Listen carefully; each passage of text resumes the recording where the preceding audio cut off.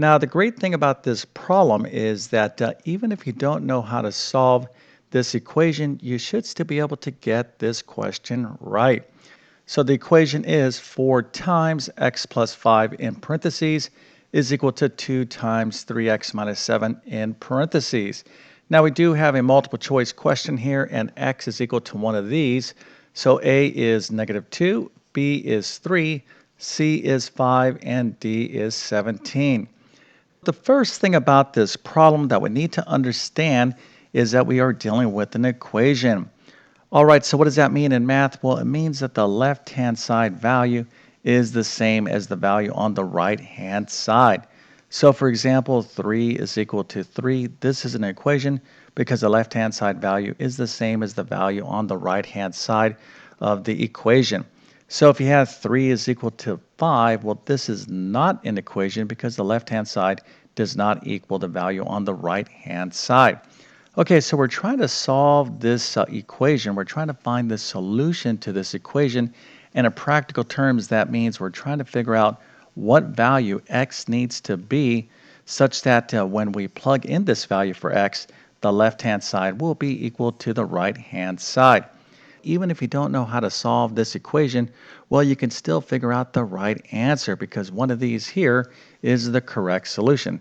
Now we know that D is the right answer, but let's just go ahead and suppose that we thought that B, 3, was the right answer.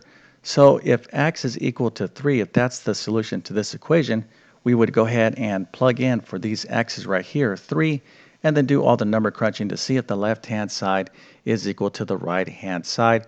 And when you do this right, you'll see that that will not work.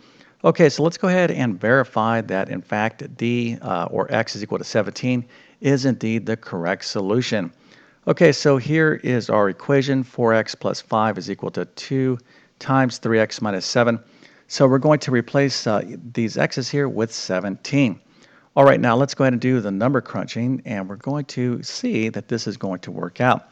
All right, so 17 plus 5, remember we have to use the order of operations. We have to start within the parentheses first. So 17 plus 5 is 22. 4 times 22 is 88. Over here we have 3 times 17, that's 51. 51 minus 7 is 44. And 2 times 44 is 88. Okay, so you can see here that the left-hand side value is equal to the value on the right-hand side. And the reason that worked out is because we use 17 as a replacement for x. So x is equal to 17 is the solution. All right, now if we didn't have a multiple choice question, well, we're simply going to have to know the algebra to solve this equation. Okay, so here is our problem. 4 times x plus 5 is equal to 2 times 3x minus 7. Now, before I solve this equation, I'm basically going to tell you the steps that I'm going to take. Okay, so the first thing I'm going to do here is use the distributive property. You'll see that in just one second. Then the second thing I'm going to do is I'm going to get all the variable terms on the left-hand side of the equation. Then the third thing I'm going to do is get all my numbers on the right-hand side of the equation. And then finally, I'm going to solve this last remaining one-step equation. All right, so this type of equation in algebra is what we would call a multi-step linear equation, but it's not going to be that difficult. All right, so let's go ahead and start now. So the first thing I'm going to do is use the distributive property. Now, anytime you have a number or a variable outside of a parenthesis that's a sum or difference like we have right here, we have to use the distributive property to simplify. So it goes like this. So we're going to take that 4 and multiply by x. So that's 4x. Then 4 times 5 is 20. And then over here we have 2 times 3x. That's 6x. And then 2 times this 7 here is 14. So we have a negative 14. Okay, so that's step 1. Now we're going to move all of our variables on the left-hand side. So we have to move this 6x and link it up over here with this 4x. So that's going to be our next step. Then after that, we're going to move this number over to the right-hand side, and then we'll solve the last remaining one-step equation. Okay, so here are those steps.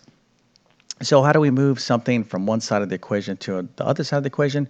Well, in algebra, you can do pretty much anything you want with an equation as long as you do it equally to both sides of the equation.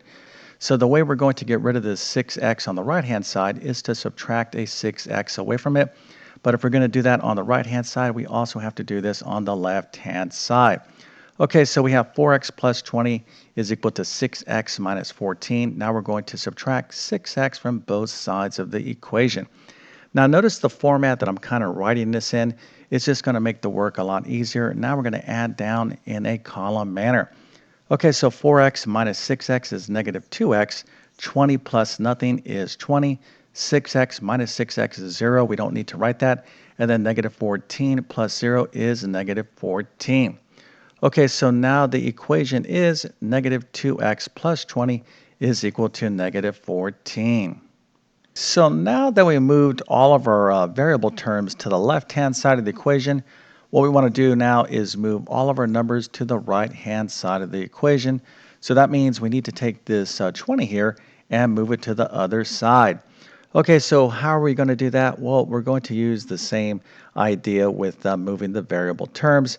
So we have a positive 20 here, so I want to get rid of that positive 20, so I'm going to subtract 20 away on the left-hand side, but I also need to subtract 20 away on the right-hand side. Okay, so let's go ahead and add down in a column manner. So negative 2x plus 0 is negative 2x. 20 minus 20 is 0. Negative 14 plus a negative 20 is negative 34. All right, so now we're down to a basic one-step linear equation. So to solve this equation, it's pretty basic. All we need to do is divide both sides of the equation by negative 2. Okay, so negative 2x is equal to negative 34. We're going to divide both sides by negative 2.